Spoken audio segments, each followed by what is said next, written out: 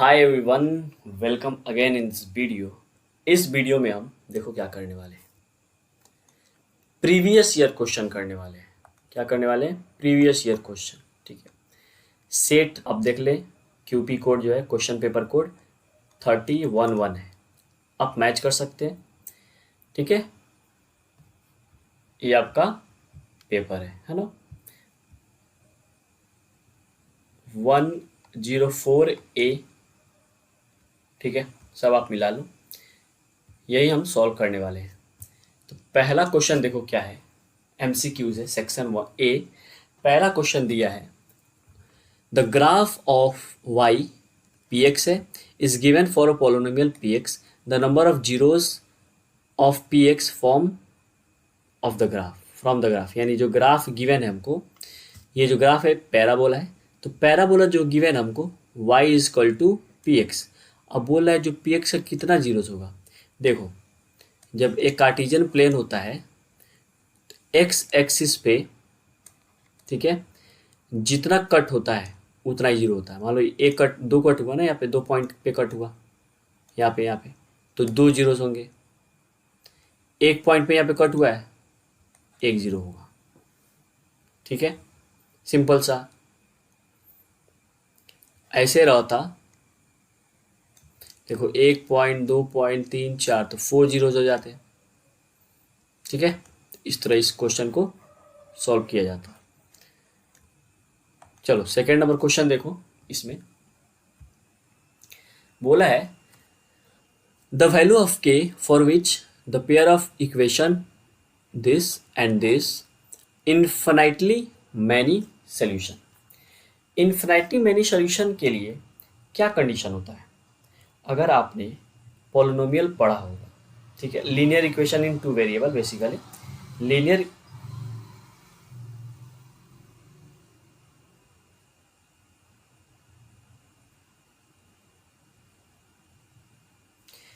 अगर आपने linear equation पढ़ा होगा तो उसमें आपने ये चीज़ देखा होगा कि इन्फिनाइटली मैनी सोल्यूशन होता है, क्या होता है। ठीक है, पैरेलल लाइंस होते हैं, तो यानी ग्राफ जो होता है ना, देखो लीनियर इक्वेशन दो तरीके के, एक कंसिस्टेंस और एक इनकंसिस्टेंस। ठीक है, कंसिस्टेंस जो होता है उसमें दो आते हैं, एक इंटरसेक्टिंग लाइंस और एक कोइंसिडेंट लाइंस आते हैं। ठीक है, आप सुन रहे हो, एक आते हैं इंटरसेक्टिंग लाइन और एक आता है कोइंसिडेंट लाइंस। ठीक है, और इंटरसेक्टिंग लाइन जो होता है उसमें यूनिक सोल्यूशन, यानी a1/a2 not equal to b1/b2 unique solution होता है।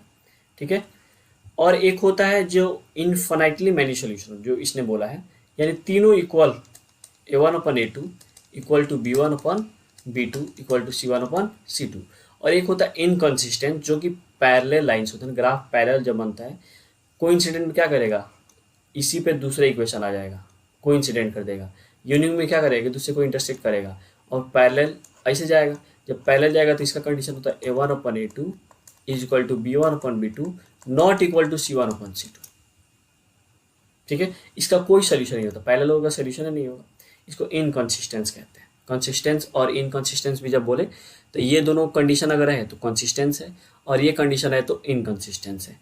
तो आप इस तरह भी बना सकते हैं। फिलहाल हमको देखना है इन्फिनिटी, यानी इस वाले पार्ट से देखना है, तो इस सबको हटाया जाए और उस पर सॉल्व किया जाए, क्या आंसर आता है अपना। ठीक है,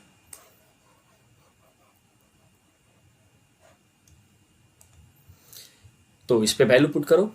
ठीक है, तो हमारा a1 क्या है, ये a1 है। इसको अगर स्टैंडर्ड फॉर्म में लिखा जाए तो लिख सकते हैं के x minus y minus two equal to zero.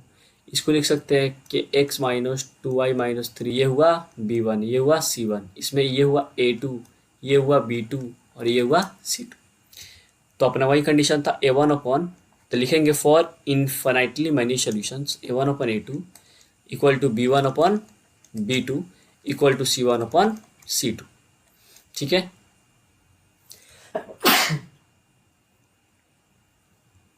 है ना।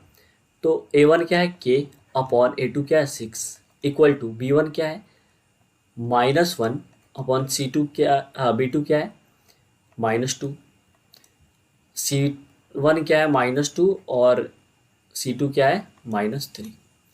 कोफिशिएंट होता है ना, ये सारे ABC क्या है कोफिशिएंट है। ठीक है, हमको K का वैल्यू चाहिए, या तो हम इसको इसको इक्वेट करके ला सकते हैं या इसको इसको इक्वेट करके ला सकते हैं, दोनों तरीके से ला सकते हैं। देखो तो K/6 is equal to -1/-2, minus minus cancel हुआ, क्रॉस मल्टीप्लाई करेंगे तो 2K इज इक्वल टू 6, तो K इज इक्वल टू क्या आ गया 3, 2 3 या 6, K इज इक्वल टू 3 आ गया। ठीक है, अब एक और इसके इससे क्या नाम नहीं इक्वल, अब इसको इससे करते हैं इक्वल। तो देखो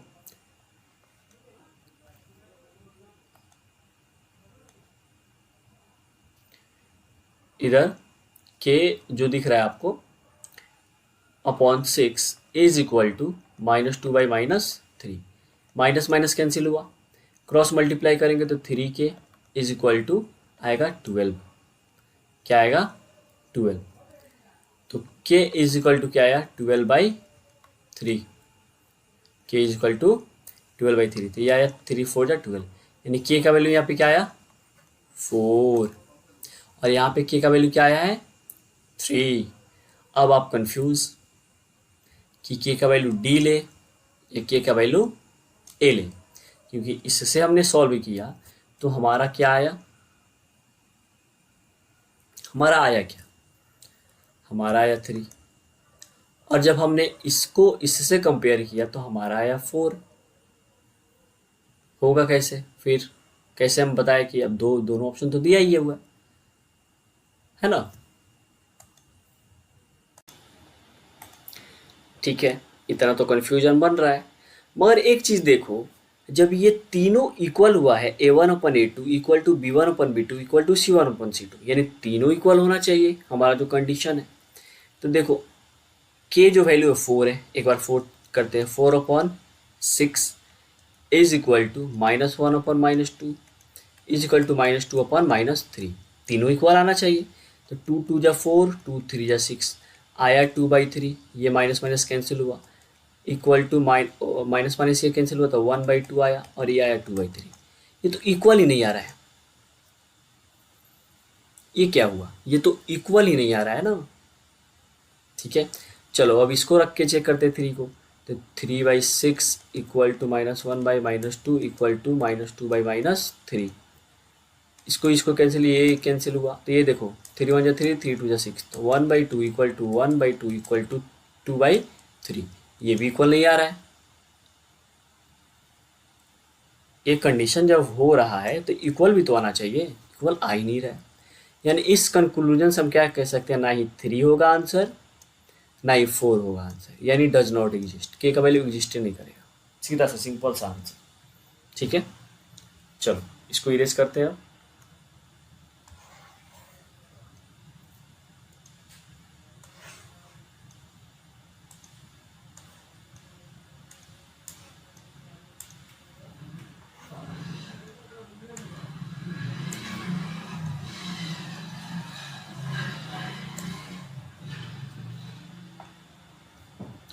चलो अब थर्ड नंबर क्वेश्चन देखो, थर्ड नंबर क्वेश्चन क्या है, if P-1 P+1 2P+3 are in A P, the value of P। चलो ये क्वेश्चन जो दिया है, देखो बोल दिया कि ये जो टर्म्स है ये AP में है ऑलरेडी, तो ये A1 हुआ, ये A2 हुआ और ये A3 हुआ, ये ऑलरेडी AP में है। तो AP में होने के लिए क्या होना चाहिए, डिस जो अपना कॉमन डिफरेंस होता है वो इक्वल होना चाहिए, यानी D इक्वल टू D होना चाहिए। अगर वो टर्म AP में सब D इक्वल होना चाहिए, तो हम D निकालते हैं, तो A2/A1 equal to A3 minus A2, ये करेंगे A2-A1 is equal to A3-A2। A2 क्या है P+1 और A1 क्या है P-1, इधर A3 क्या है 2P+3 माइनस इधर P+1। ठीक है, इसको सॉल्व करें तो क्या आएगा P+1 minus P+1 minus minus plus minus plus minus equal to 2P+3 minus P plus नहीं माइनस हो जाएगा, ये क्या होगा, ये माइनस हो जाएगा -1। अब ये देखो ये P और ये P कैंसिल हुआ, ऑल्टरनेट साइन है, 1 1 क्या हो गया 1 1 हो गया 2, इधर आ जाओ, और ये 2P में से 1P माइनस करो तो आ गया 1P और ये +2, 3 में से 1 माइनस करो 2 आ गया। अब ये 2 इधर आएगा तो 2 माइनस 2 इक्वल टू पी, तो यह क्या आ गया, पी इक्वल टू 0। तो आंसर कौन सा, सी, आंसर अपना सी हो गया। 4 नंबर क्वेश्चन देखो क्या है ना। 4 नंबर क्वेश्चन देखो, बोला है in what ratio does x divide the line segment joining the this and this. किस रेशियो में, ठीक है, बोल रहा है किस रेशियो में does x divide the line segment, यानी हमको, आप कोऑर्डिनेट ज्योमेट्री पढ़े होंगे तो सेक्शन फार्मूला एक आता है, ठीक है, उसमें क्या आता है, सेक्शन फार्मूला। तो सेक्शन फार्मूला से हम इसको सॉल्व कर सकते हैं आराम से। देखो कैसे, हमको ये दे दिया है, यानी x1 दे दिया 3 और x2 दे दिया -12, y1 दे दिया 6 और y2 दे दिया -3, ठीक है, ये सब चीज़ दे दिया। अब हम सेक्शन फार्मूला क्या जानते हैं, x, y is equal to m1 x2 plus m2 x1 upon m1 plus m2, comma m1 y2 plus m2 y1 upon m1 plus m2। और ये क्या बोल रहा है, in what ratio does x axis divides the line segment joining the points this and this, यानी x, अब देखो बोला है कि x एक्सिस डिवाइड कर रहा है लाइन सेगमेंट को, यानी x एक्सिस डिवाइड कर रहा है तो y तो 0 हो गया है ना। तो m1 x2 ठीक है, हमको रेशियो चाहिए, तो जो y 0 है तो y को हम y के कंपेयर में कर देंगे, ठीक है, यानी ये 0 is equal to m1 y2 plus m2 y1 upon m1 plus m2, क्योंकि x एक्सिस को डिवाइड करेगा तो y कोऑर्डिनेट तो 0 हो गया, क्रॉस मल्टीप्लाई करें तो ये तो इससे आएगा तो 0 हो गया। m1 हमको पता नहीं है, y2 पता है मगर -3 है, और m2 हमको पता नहीं है बट y1 पता है 6 है। इसको मल्टीप्लाई करें तो -3 m1 आएगा, इसको करें तो 6 m2 आएगा, इधर 0, ठीक है, इस नेगेटिव को इधर लाते तो पॉजिटिव हो जाएगा, 3 m1 इक्वल टू 6 m2। हमको m1 अपॉन m2 का रेशियो चाहिए, तो m1 अपॉन m2, m2 नीचे आया तो 6 तो उधर ही रहेगा और ये 3 नीचे आ गया, 3 1 जा 3, 3 2 जा 6, m1 रेशियो m2 क्या आया 2:1। देखो 2 रेशियो जो दिया हुआ वो अपना आंसर हो गया, तो 2:1 यानी डी नंबर अपना आंसर, ठीक है। सो अब आते हैं क्वेश्चन नंबर 5 पे, ठीक है।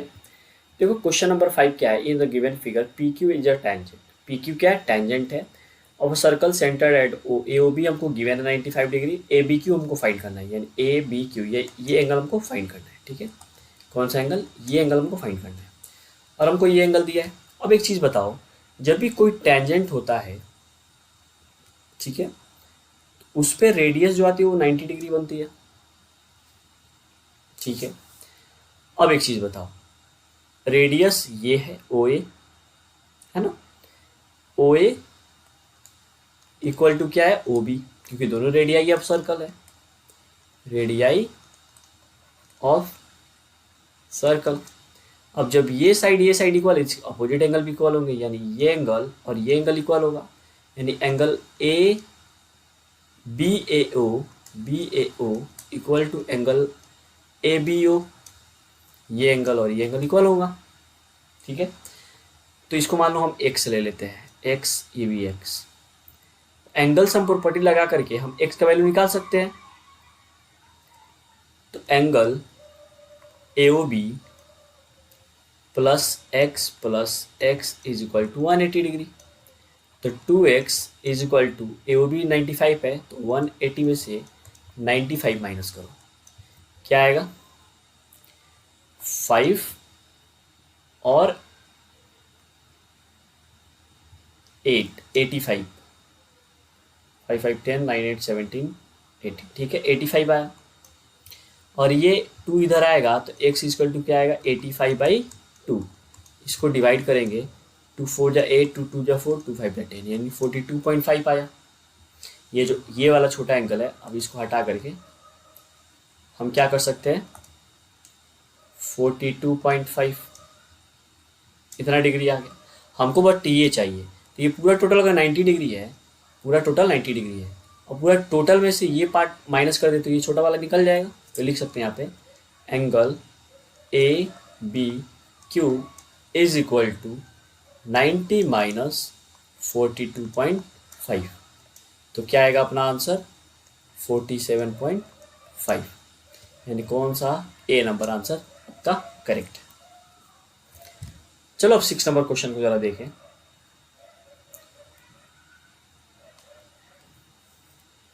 सिक्स नंबर क्वेश्चन में 2 tan a इजकल टू 3, तो इसको तो पहले कन्वर्ट करो, tan a इजकल टू 3/2 होगा, ठीक है।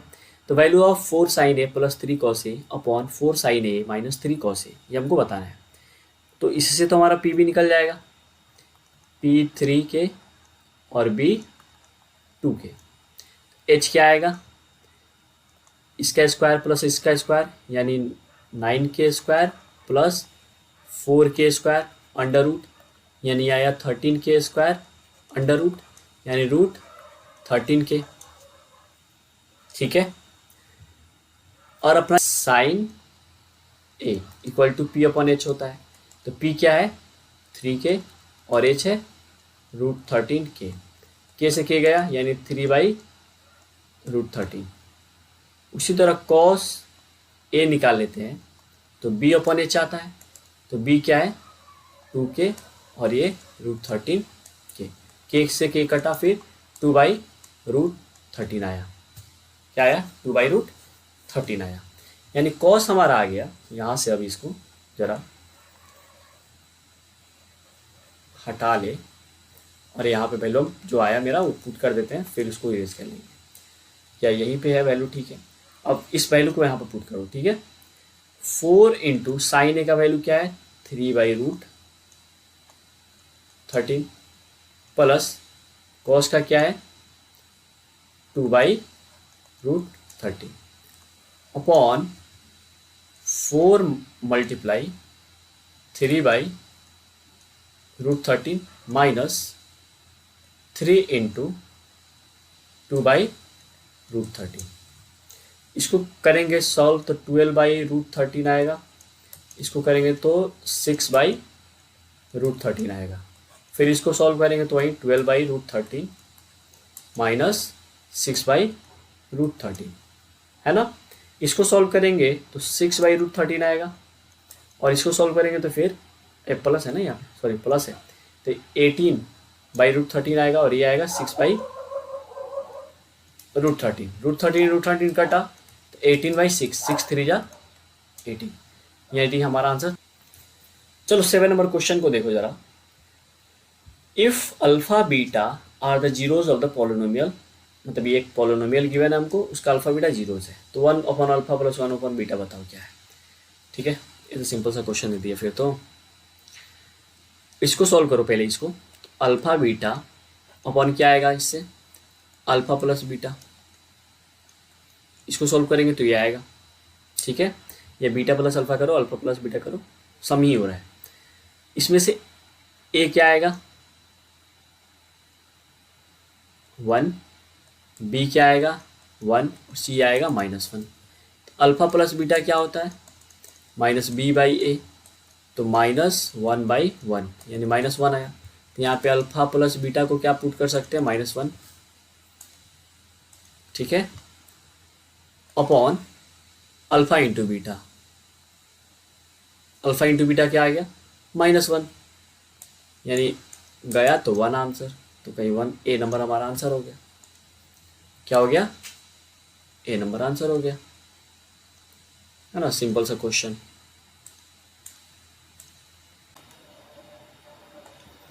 तो आगे बढ़े 8 नंबर क्वेश्चन में।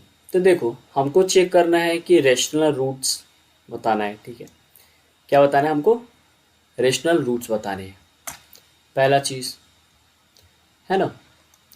अब हम क्या करेंगे, ज़्यादा मेहनत नहीं करेंगे इस पे। और ये जो के है ना, एक बार ये वैल्यू पुट करेंगे, ये अगर इसमें का ये वैल्यू पुट करते तो ये भी हो ही जाएगा। तो वैल्यू पुट करके देख लेते हैं किस पे रेशनल रूट आ रहा है ना। तो ये 2x² प्लस 2√2x-4, ठीक है।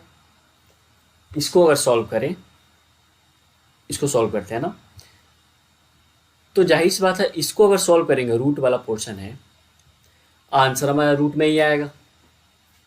अगर इसको सॉल्व करें आगे, अगर मिडिल टर्म तोड़ते हैं तो रूट में ही आएगा। अगर इसको तोड़ा जाए तो देखो 4 2 या 8, तो 2x² माइनस करना है ना, तो 4√2 x माइनस 2√2 x, ये 2√2 नहीं करो, 2 यहाँ पे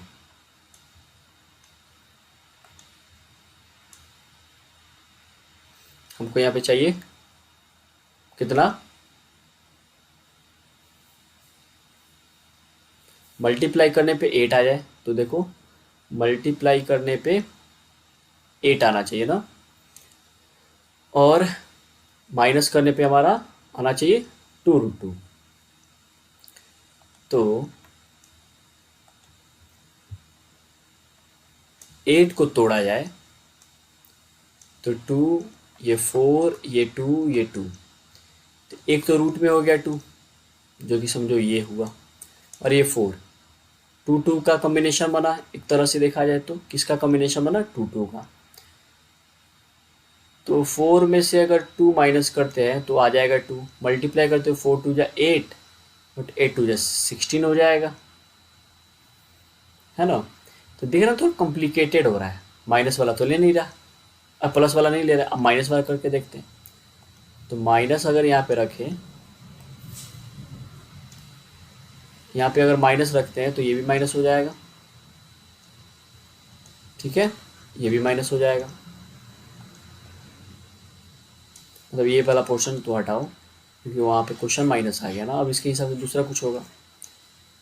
अब देखो क्या हुआ, प्लस वाला तो इसका पोर्शन ले नहीं रहा है, सेक माइनस वाला देखते हैं करके। तो 4 2 या 8, यानी माइनस करके हमको -2 लाना है ना, माइनस करके ही हमको -2 लाना है, फिर वही वाला काम होने लगेगा क्या, यानी कोई रूट अइबे नहीं करेगा। तो हमको धारा 4 रूल से बनाना पड़ेगा। देखो ओवरऑल बात यही है,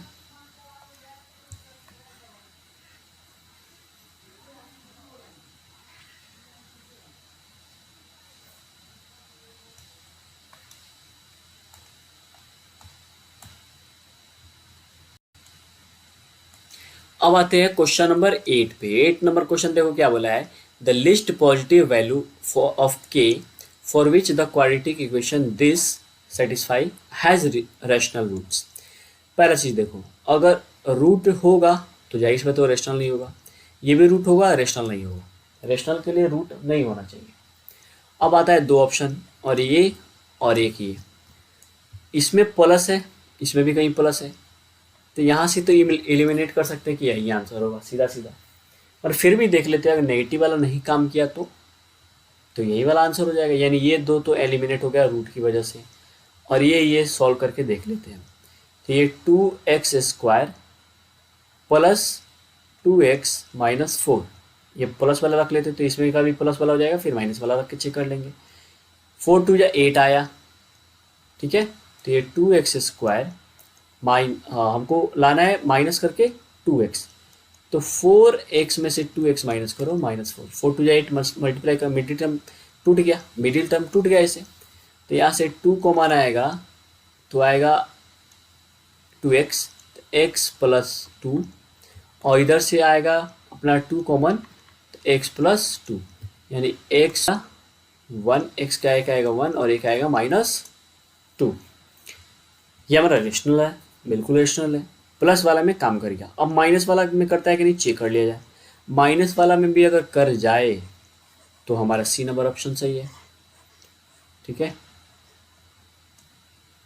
देखो माइनस वाला में करते हैं तो 2x² minus 2x-4 is equal to 0।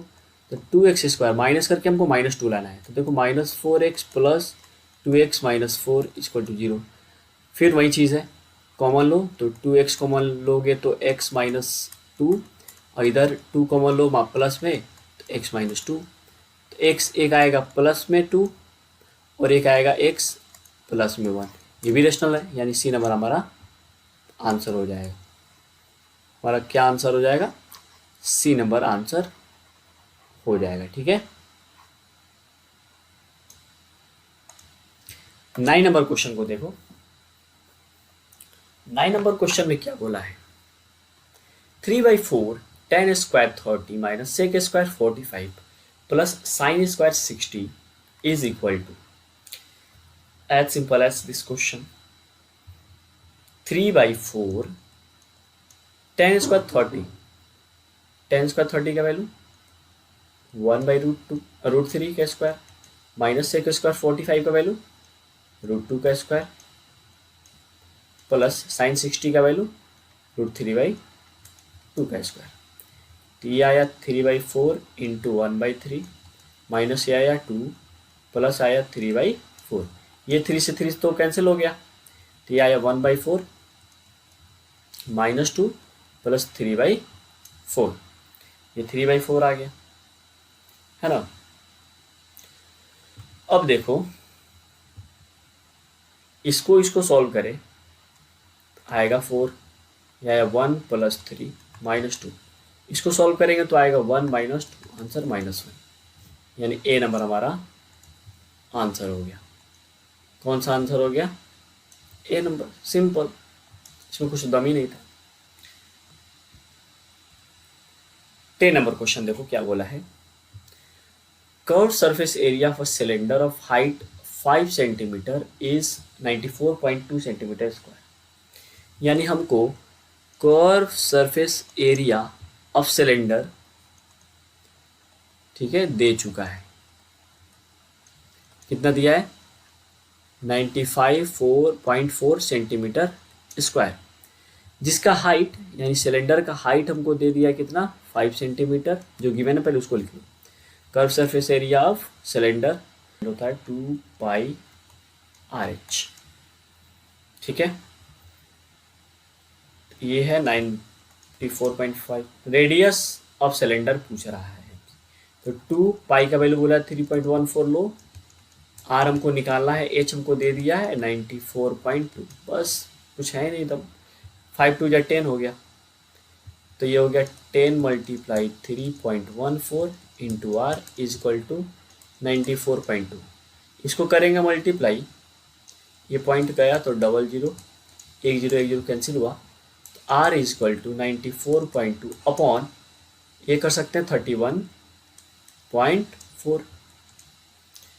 इसको डिवाइड किया जाए, देखो तो पॉइंट, ये पॉइंट उड़ा क्योंकि पॉइंट के नंबर के बाद एक ही डिजिट है, तो 942 अपॉन 314। अब इसको डिवाइड किया जाए तो 3 टाइम्स में हो ही जाएगा, तो आर क्या आ गया? 3, ठीक है, सेंटीमीटर। तो बी नंबर हमारा आंसर है ना। ये सिंपल क्वेश्चन था ये भी। क्वेश्चन नंबर 11 देखो क्या है, बोला है the distribution below gives the marks obtain bye 80 students, ठीक है, टोटल 80 स्टूडेंट है ना ऑन द टेस्ट। कोई टेस्ट हो रहा है, टोटल स्टूडेंट 80 है, दे रहे हैं मार्क्स यहाँ पे है लेस देन 10, ठीक है। लेस देन 10 का मतलब है, देखो यहाँ पे 10 20 एंड 10 10 का गैपिंग चल रहा है। इसको अगर बनाया जाए तो कैसे डिस्ट्रीब्यूशन कैसे बनेगा, देखो 0 से 10, 10 से 20, 20 से 30, 30 से 40, 40 से 50 और 50 से 60, ठीक है। ये चीज़ है, ये अपना क्लास इंटरवल हो जाएगा, है ना, जो डिस्ट्रीब्यूशन होगा। अब इसमें टोटल 80 स्टूडेंट है टोटल, और टोटल यहाँ पे गिवन है, यानी हमको ये जो गिवन हो क्या गिवन है? CF गिवन है, कम्युलेटिव फ्रीक्वेंसी हमको गिवन है। हमको तो फ्रीक्वेंसी निकालना पड़ेगा, तब तो हम मॉडल क्लास बता पाएंगे ना, क्योंकि हमसे पूछा है मॉडल क्लास। मॉडल क्लास क्या होगा? तो मॉडल क्लास अगर हमको बताना है तो सबसे पहले फ्रीक्वेंसी चलो निकालना पड़ेगा, तो निकाला जाए फ्रीक्वेंसी। देखो यहाँ मैं फ्रीक्वेंसी लिख दूंगा, ठीक है, सबका फ्रीक्वेंसी यहाँ पे मैं लिख दूंगा। तो पहला अपना क्या है 3, यहाँ पे 3 डालेंगे। अब 12 में से 3 माइनस करो 9, फिर 27 में से 12 माइनस करो 15, फिर 57 में से 27 माइनस करो 30, फिर 75 में से 57 माइनस करो 18, 80 में से 75 माइनस करो 5। ये हमने एफ फ्रीक्वेंसी निकाल लिया। अब जिसकी ज़्यादा फ्रीक्वेंसी होती है वही तो मॉडल क्लास होता है, ठीक है। तो देखो फ्रीक्वेंसी सबसे ज़्यादा किसकी है, इसकी, तो मॉडल क्लास अपना क्या होगा 32 40, यानी सी नंबर आंसर, ठीक है। ऐसे ये क्वेश्चन को डील कर सकते हैं। तो अब दूसरा क्वेश्चन देखा जाए। 12 देखो बोला है the curve surface area of a cone having height, यानी एक कर्व सरफेस एरिया कोन बोल रहा है, तो कोन का कर्व सरफेस एरिया क्या होता है, curve surface area of cone क्या होता है पाई आर एल, ठीक है। हमको आर गिवन है, देखो यहाँ पे रेडियस गिवन है अपना 7, बट हाइट गिवन है, आर एल तो गिवन है नहीं, तो एल हमको निकालना पड़ेगा। तो हमने एक एल का फॉर्मूला पढ़ लिया है, L is equal to under root, देखो कौन है होता कैसे, ऐसे होता है, समझो यहाँ से मैं एक परपेंडिकुलर ड्रॉ करता हूँ, ठीक है, ये एल होता है और ये आर होता है और ये एच होता है।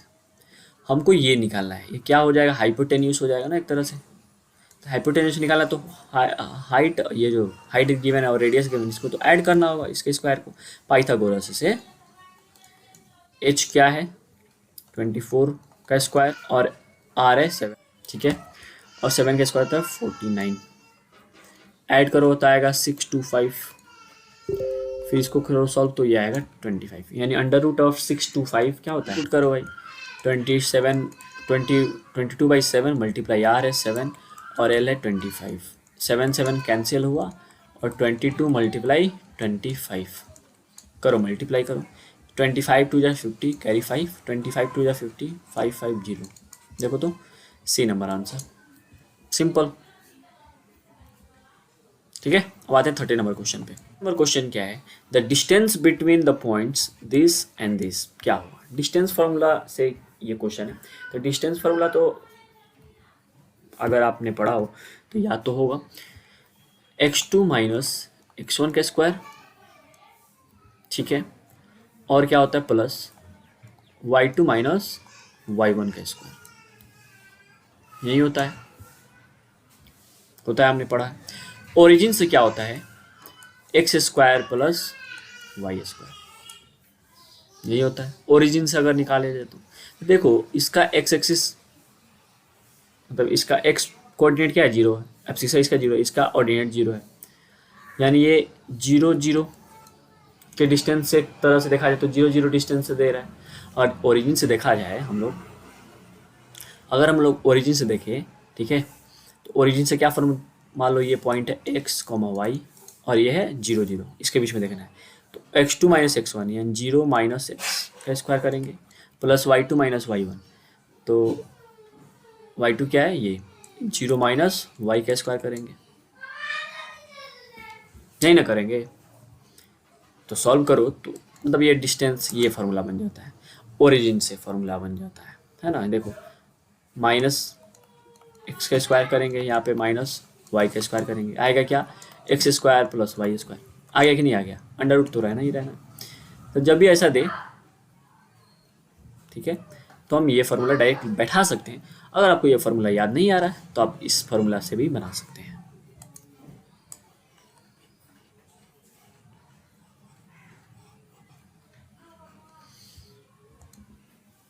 ठीक है, तो दोनों फार्मूला से मैं बना के दिखा देता हूँ ताकि आपके मन में कन्फ्यूजन ना रहे। तो पहले मैं इस फार्मूला से बनाता हूँ, देखो x2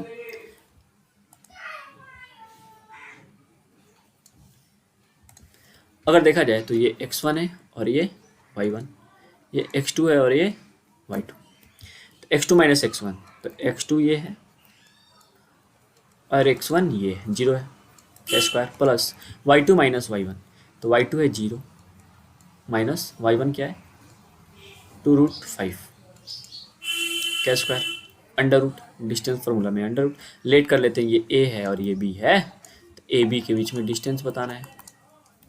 तो ये देखो, ये -2√5 का स्क्वायर प्लस -2√5 का स्क्वायर, इसका करें तो 2 का स्क्वायर प्लस के माइनस के स्क्वायर प्लस हो जाता है, 2 का स्क्वायर 4, √5 का स्क्वायर 5 प्लस, फिर माइनस के स्क्वायर प्लस और 2 का स्क्वायर 4 और ये 5, तो ये हो गया 4 5 जा 20 और ये हो गया 4 5 जा 20, 20 20 टोटल हो गया 40। ठीक है, समझ में आया?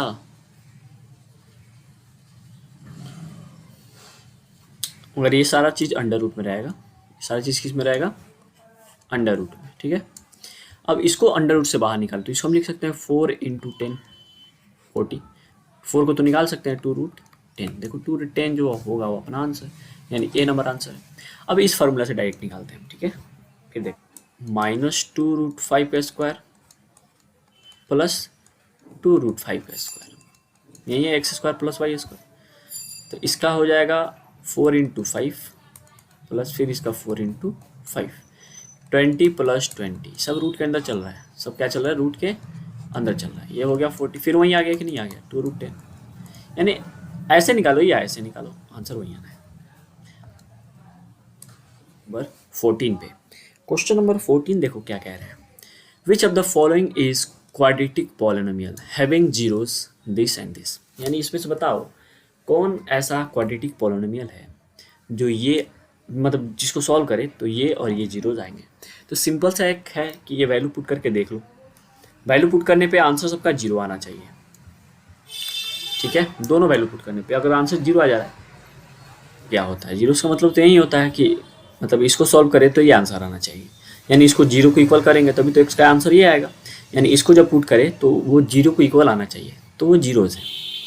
ठीक है, तो इसको पुट करो इसमें, एक और तरीका मैं बता दूंगा, पहले इसको वैसे चेक कर लेते हैं। ये -2/3 इसमें पुट करो, तो 4 × -2/3 x की जगह पुट करना है। ठीक है, स्क्वायर -9, तो 4 का 4 × 2 का स्क्वायर 4 होता है, 3 का स्क्वायर 9 होता है, -9, ये 16/9 -9, इसके नीचे 1 है, कुछ नहीं है तो क्या है, इसके नीचे 1 है ना। इसको अगर सॉल्व करें तो आएगा 16 - 81/9, जो कि होने वाला सॉल्व नहीं है, जीरो आने वाला नहीं है। ठीक है, ये तो ऐसे ही समझो हट गया।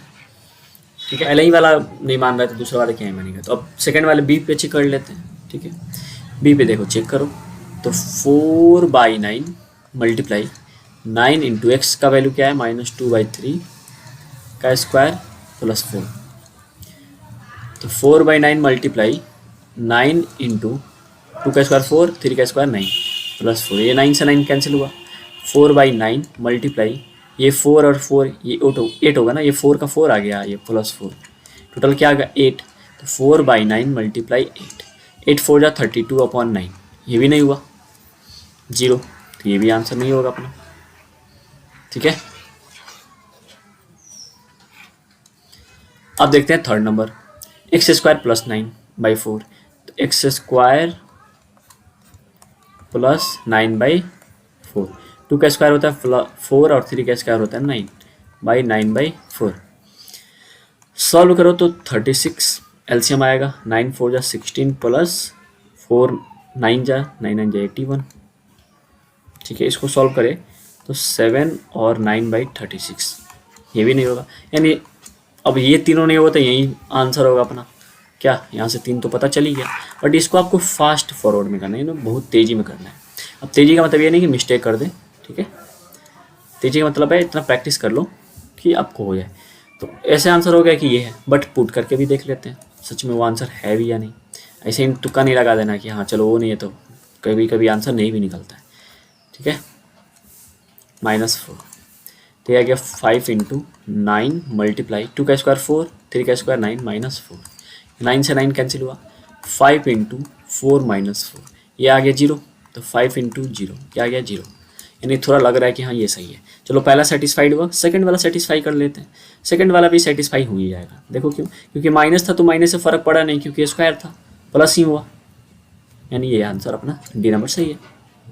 तो अब क्वेश्चन नंबर 15 को देखते हैं। क्वेश्चन नंबर 15 देखो क्या बोल रहा है। If the value of each observation of a statistical data is increase by 3 then the mean of the data क्या होगा, ये पूछ रहा है। ठीक है, इसको मैं एक तरीका से बताता हूँ। तरीका हमेशा यूज आएगा, आप कहीं भी बना सकते हैं। ठीक है, देखो हम लेट कर लेते हैं।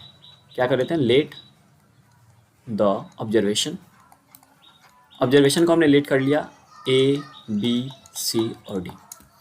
तो इसका मीन क्या होगा, अगर ऑब्जर्वेशन हमने लेट किया तो मीन क्या होगा, मीन फिर होगा क्या, ए प्लस बी प्लस सी, फिर मीन होगा यही। हम मीन यही निकालते हैं। कोई भी ऑब्जर्वेशन हमको गिवन हो तो उस ऑब्जर्वेशन का सम अपॉन टोटल कितना है ये कर देते हैं। टोटल मान लो 4 है तो 4 से या 5 भी ई ले लेते हैं, यहाँ पे ई आ जाता तो प्लस ई और ये 5 हो जाता।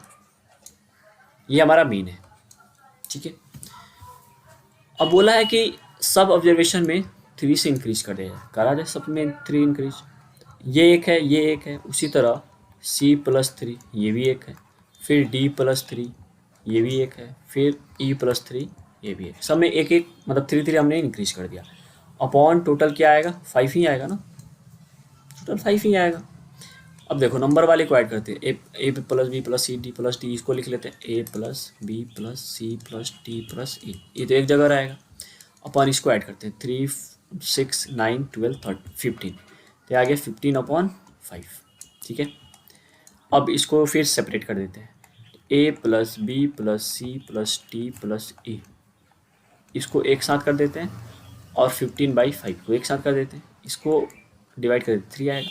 अब ये चीज़ देखो, ये चीज़ अपना जो है वो मीन है यहाँ पे, तो लिख सकते हैं मीन प्लस ये 3 आया। यानी अगर 3 से इंक्रीज कर रहे हैं तो हमारा मीन भी कितना से इंक्रीज होगा, 3 से इंक्रीज होगा, तो लिखेंगे इंक्रीज बाई 3। ठीक है, अब आते हैं क्वेश्चन नंबर 16 पे। क्वेश्चन नंबर 16 देखो क्या कह रहा है। The probability of happening of an event is denoted by P, यानी कोई भी प्रोबेबिलिटी हो रही है उसको हम पी से डिनोट कर रहे हैं। And the probability not happen of the event is denoted by Q, then the relation between the P and Q is.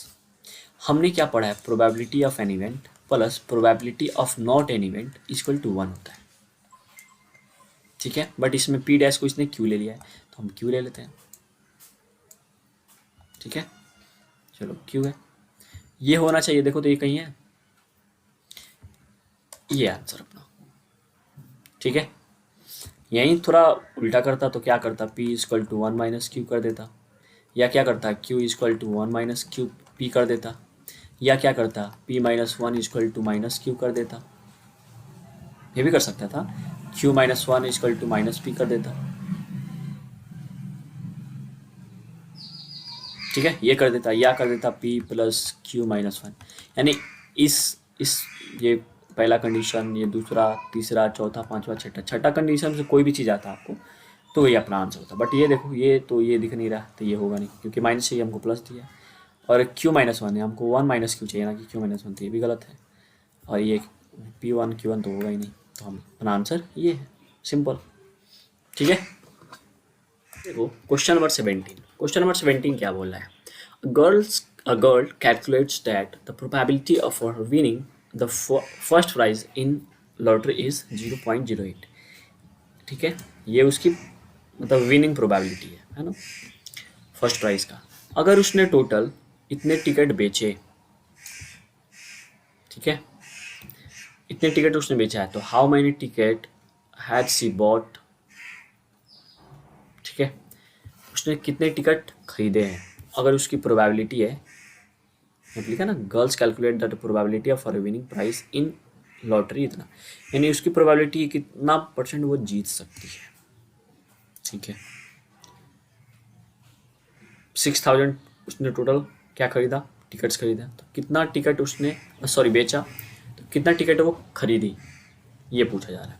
तो सिंपल सा इसको मल्टीप्लाई कर दो, 6000 मल्टीप्लाई 0.08, तो देखो ये पॉइंट उड़ाओ, आएगा नीचे 00 से ये 00 मतलब काटो, और 8 6 जा 48 और 1 0 बच रहा है, यानी सी नंबर आंसर। ठीक है, जब इस तरह का क्वेश्चन दे कि इतना उसका प्रोबेबिलिटी है कि विन करेगी, इतना उसने बेचा, कितना टिकट खरीदा, मल्टीप्लाई कर देना, ठीक है, हो जाएगा। 80 नंबर क्वेश्चन पे आते हैं। 80 नंबर क्वेश्चन देखो क्या बोला है, in a group of 20 people 5 can't swim, यानी टोटल ग्रुप कितना है 20 पीपल का है, इसमें से 5 स्विम नहीं कर सकते, तो बचे कितने टोटल 15 बचे।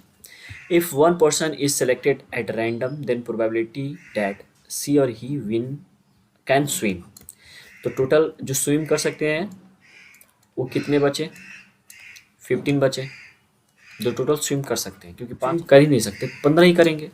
तो बोला है कि प्रोबेबिलिटी किसी को एक रैंडम उठाया जा रहा है, तो प्रोबेबिलिटी बताओ कितने स्विम कर सकते हैं, तो टोटल देखो स्विम कर सकते हैं 15, इसमें से एक रैंडम उठाया जा रहा है, प्रोबेबिलिटी मतलब टोटल ग्रुप है कितना 20 का, ठीक है, टोटल स्विम कर सकते हैं इतना में, तो 5 3 जा 15, 5 4 जा 20, यानी 3/4 देखो कहीं आंसर है, ए नंबर आंसर, ठीक है। सब प्रोबेबिलिटी से अच्छा खासा क्वेश्चन आ रहा है। अब आते हैं असर्शन रीजन टाइप क्वेश्चन पे, ठीक है। देखो यहाँ पे दे दिया है इन 1920 question assertion A statement is followed by the statement of reason R select the correct option. यहाँ पे आपको ऑप्शन नहीं दिया, यहीं पे एक बार दे दिया ऑप्शन, ठीक है। 2 क्वेश्चन है आपके असर्शन रीजन के। पहला है कि both assertion and reason are true, अगर दोनों असर्शन और रीजन दोनों ट्रू होंगे, and the reason is correct explanation of assertion A, तो ये टिक कर देना, ए कर देना टिक, ठीक है। अगर both assertion reason are true but reason is not correct explanation of assertion A, यानी दोनों सही है बट रीजन जो है असर्शन को एक्सप्लेन नहीं कर पा रहा है, तो ये लगा देना। उसी तरह assertion is true but reason is false, तो ये लगा देना, assertion is false reason is true, तो ये लगा देना।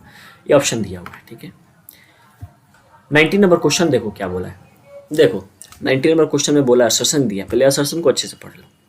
क्या बोला है, पॉइंट P जो कि ये है is the point of intersection of y axis with the line this. मान लो ये अपना एक कार्टेशियन प्लेन है, ये बोला है क्या इंटरसेक्शन ऑफ वाई एक्सिस, यानी वाई एक्सिस ये है, इस पे कहीं पॉइंट जो है 0 2, यानी 0 ये होगा और 2 कहीं यहाँ पे से इस लाइन, ये लाइन ऐसे काट रहा है, कौन सा लाइन 3x + 2y = 4, ठीक है। ये असर्शन है, पहले असर्शन देख ले जाए सही है कि नहीं, क्या सच में काट ही रहा है कि नहीं।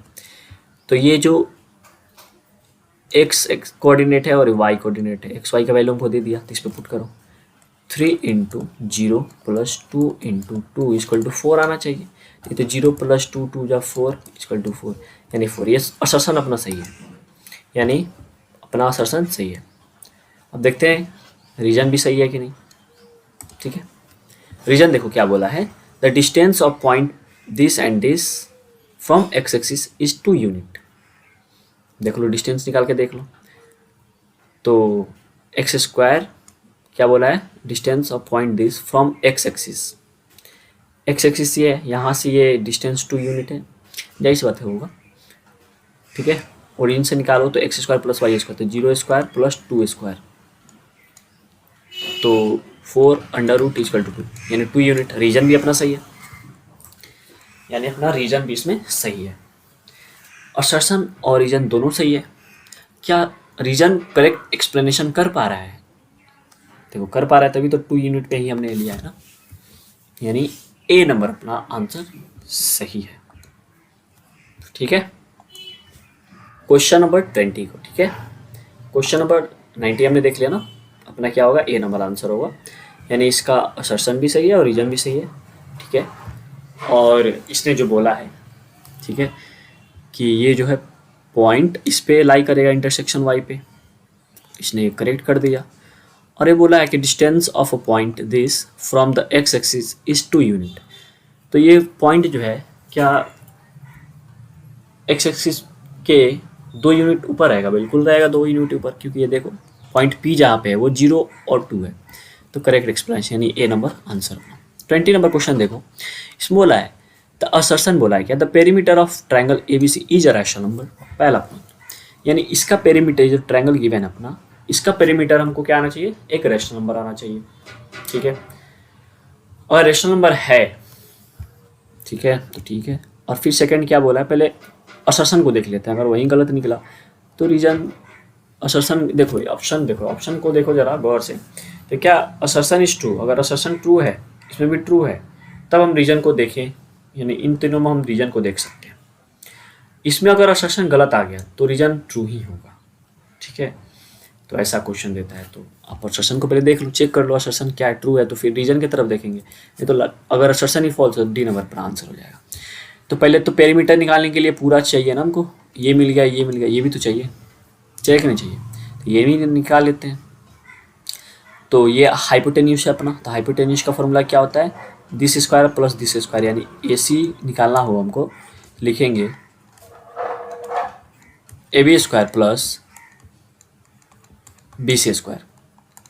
AB क्या है, 2 का स्क्वायर प्लस 3 का स्क्वायर, ये आ गया 4 प्लस 9, ये आ गया कितना 13, रूट अंडर 13। ये जो अपना है ये रूट अंडर 13 है। पेरीमीटर निकालते हैं, पेरीमीटर मतलब क्या होता है, sum of the all sides of a triangle. तो सम करते हैं, 2 प्लस 3 प्लस रूट 13, ये आ गया 5 प्लस रूट 13, ये तो ऐड होगा नहीं, तो ये क्या है, रेशनल नंबर है कि इरेशनल नंबर है, इरेशनल है ना, बट यहाँ इसमें बोला रेशनल है, यानी अपना डी नंबर ऑप्शन सही है, असर्शन ही गलत है, तो रीजन सही होगा ही, देख लो। The sum of the square of 2 rational number is always rational number, बात सही है। 2 स्क्वायर का सम करो, कोई भी 2 रैशनल नंबर है उसके स्क्वायर का सम करो, तो ये एक रेशनल नंबर ही आता है, सही है। तो डी नंबर आपका आंसर इसमें हो जाएगा। इसमें कौन सा आंसर हो जाएगा, डी, इसमें कौन सा हो जाएगा, ए, ठीक है।